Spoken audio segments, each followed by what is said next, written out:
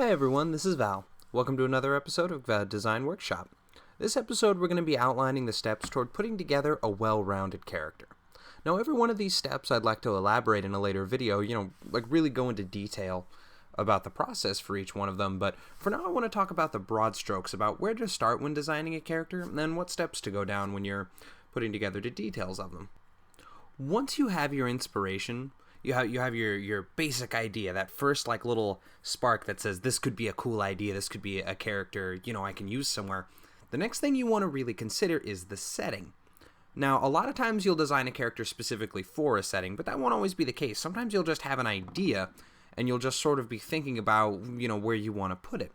But if you have a specific setting in mind, if you're working on characters for a project you're already working on, never let the overall project slip away from you. Always keep that in mind because you want any character you make for a setting to feel very organic within the world. You don't want them to feel like it's a weird idea crowbarred in. But like I said before, though, it's not uncommon to be working with a vague setting. Just you have this idea and you're like, this will be a good fantasy character or a contemporary character or a horror character, what have you. There's nothing wrong with that. If you spend a lot of time writing or working on characters in general, you'll end up with kind of a repertoire of characters just sort of sitting around kind of in genre files, like waiting to be fully fleshed out in a setting or story. And it's really helpful to actually have that kind of backlog. Like, that'll come in handy for you. When you're working on other stories, you'll find places to put these characters, to set them up for you and really find uses for them. Because a concept is very utilitarian. When you have a good idea, a really good idea, it's universal in its own way. You can place it in different places. You can find new uses for it. You can repurpose it. So it's helpful to work an idea out as much as possible, even if you don't have a specific setting in mind for it.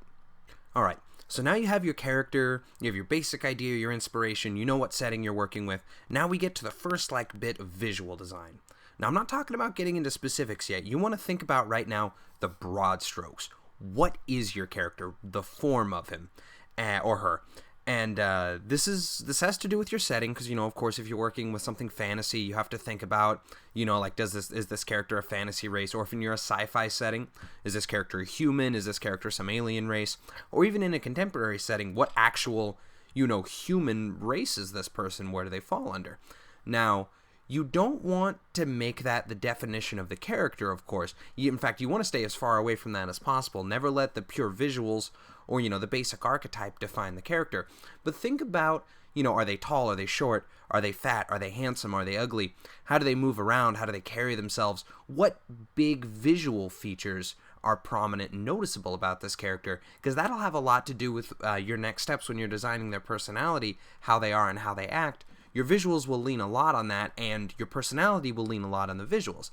It seems kind of inane, but trust me, this is a good time to rough out that basic visual because it'll give you those first steps towards the personality.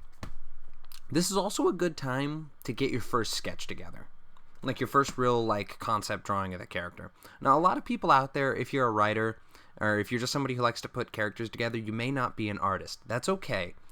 It's important to do sketches anyway. No one needs to see them but you, but it will help you visually. It'll help you get an idea of what you're working with. So take a crack at it, even if you don't like it or you don't like drawing it. It's alright, just do it anyway, trust me. So this is where you hit kind of a crossroads. Now you have a roughed out character. You have enough to put in a project file at this point and say, hey, I can come back to this. But you need to now think about your media, about what this character is for. Because from here on out, there's a lot of little things that are going to be defined by what the character is intended for. So if you're making a character for a comic, for example, there's going to be a lot more visual work. There's going to be a lot of things you need to think about when putting the character together because of how that type of story is told. You're going to have to minimize a lot of visuals. You're going to have to, make a character streamlined because of how many times they're going to have to be drawn. Meanwhile, if you're working on this character for a story, a novel or a short story, you're going to have to think a lot about their role within that story, because a story is all about having an impact, and very much a good novel or short story has to fit together like a puzzle. All the pieces have to be very precise. So you need to think about the purpose of this character within the grander story. Or if you're doing a movie, you need to think about, what part this character would play or how they would function, in animation or whatever. Or even if you're working on a tabletop character, a character you're going to play, you need to think about the design elements that are going to have to go into that because of the way you're going to use them. Because each of these different media will sort of change up. They'll set limitations, but also give you advantages. In a story, you can have a character be crazily visually over-designed because all you have to do is write out that they're over-designed. It doesn't impart too much extra work or cost for you. Meanwhile, if you're doing a visual media, if you have a comic or something, you get a chance to really showcase what a character looks like, how they move. You can really give a lot of impact visually about how they function, but you probably won't have as much room to really delve into them as a person or as an element within the story. There's going to be a lot people will have to surmise on their own. So these different aspects are going to have a lot to do with your character's design from here on out. So this point in the project, you're going to have to kind of think about what the character is for. Now, you can skip this over if you're just working on a concept you like that you're going to come back to later, but you're going to have to come to this at some point or another, and this is a good time to put those first, those initial thoughts into this part of the character design.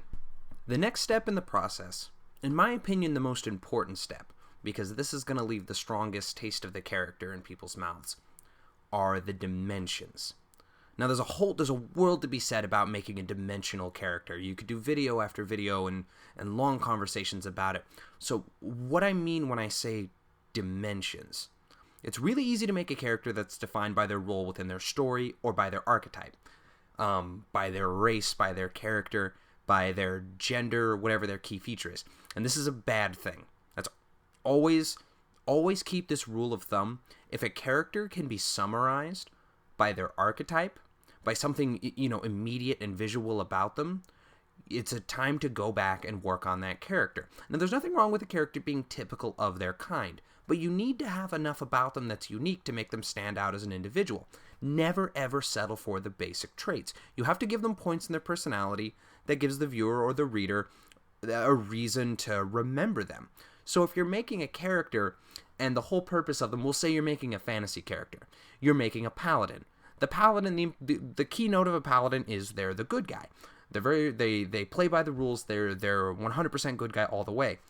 Don't make that the character's whole personality. Make that a part of it. Make that a keystone, but they shouldn't be able to be summed up with they're the good guy. There needs to be enough about them. There needs to be things that they like, things that they don't like, things that they do, people they get along with. There needs to be individual characteristics that really define them as a person. You need these things, otherwise that's how a character will be remembered. If somebody is thinking back on your story and they say, the space cop, that guy, and that's the only thing they can remember about them, all you've done is write a space cop. All the rest of that work kind of falls to the wayside. So if you're writing, this gets especially tenuous when you have your main character and your romantic interests. That's where it gets really tricky in this regard. Now, not all stories have those elements, have a main character. If you're in a tabletop game, you don't have to worry about that. Or if you're writing a story without a romantic interest, that's fine. Those are just examples of where things can get really dicey, because a lot of times they can be remembered as one of those things. Main character syndrome is dangerous and deadly. It's poison to your story. And the same thing, the lesser known romantic interest syndrome, if a character can only be remembered as, somebody the main character was interested in, that also makes a really weak character. They should be well defined in their own right. But the same thing goes along when it comes to side characters or characters that are a specific genre. You don't want them to be remembered as, being the tragic character. You want them to be a person that has something tragic about them. Or if they're, the comic relief, don't let them just be comic relief. Let them be funny, but give enough about them that funny is part of their personality, not their personality is that they're funny. Really try to reach out and find those dimensions and make a character 3D. Otherwise, they're going to feel like a prop, like a cardboard cutout. And even your background characters should have this a little bit. Even characters that aren't important, that aren't solid to the story, there should still be something about them, even if their only purpose is to be a living prop. Give them a trait so that people can look back and think, that guy was a person, that girl was a character. Because it makes the world feel organic and it makes the story have more of an impact on the reader because it's more believable.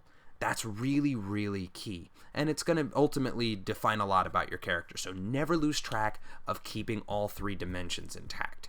Now that we have a well-rounded character, we can work on doing another visual sweep of the character, looking over the specifics, how they look, how they dress, what they carry and wear, if they have an outfit. Depending on your media, you may need to do more than one design, or, you may have access to different design options. So if you've got like a fantasy character or a superhero, you really only need like a couple of outfits. You need, something normal and then their outfit.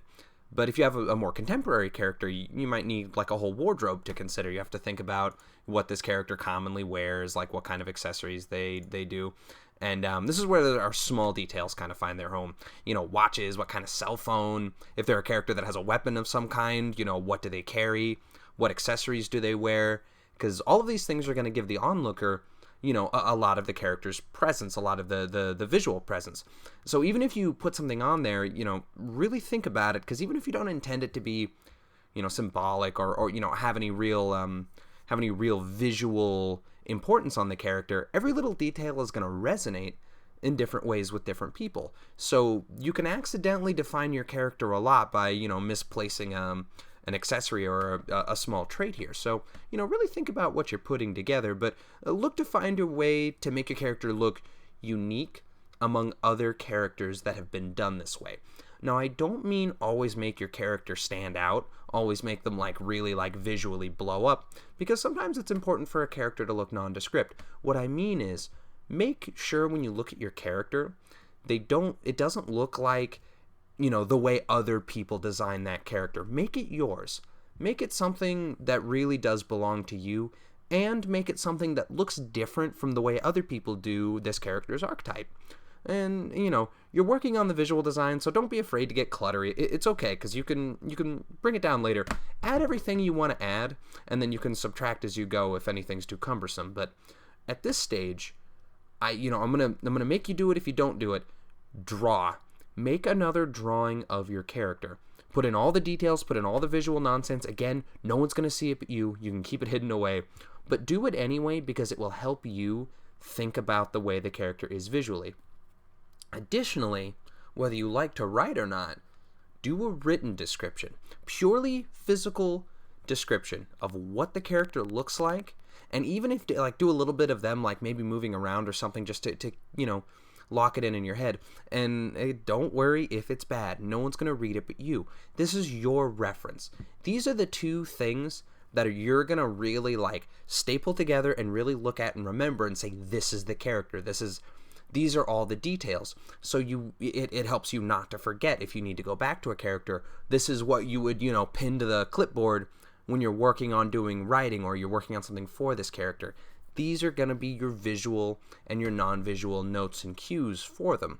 So, do it. It will help you. Even if writing's a struggle for you, make the effort. Even if you hate drawing, make the effort, because you're going to use these later.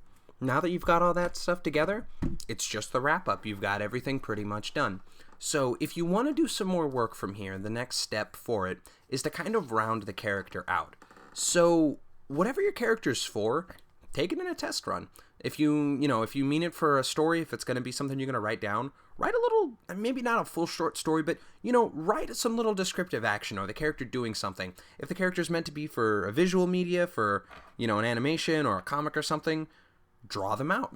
Draw some action, draw them moving around, draw them in different settings, because it'll give you an idea of what works or doesn't work for the character, both visually and descriptively. You might find you've added elements that don't really help or are really just a pain in the butt to draw or describe. You might find there's places where the character is poorly defined. You kind of shave round, smooth out the edges on your character and really streamline it into something that's going to fit nicely into your story or your setting. And it'll help you figure out what elements of the character is worth keeping. So, and at this point, yeah, don't be afraid to make big changes. Don't be afraid to go back to the drawing board. If there's something about the character you don't like, it's yours. The only important thing is that it's satisfying to you. So if you don't like something, if it feels wrong, change it, by all means. But that'll pretty much wrap things up for your character and for this session of Character Design Workshop. So take care. This is Val signing off. Good luck, guys. Go make something great.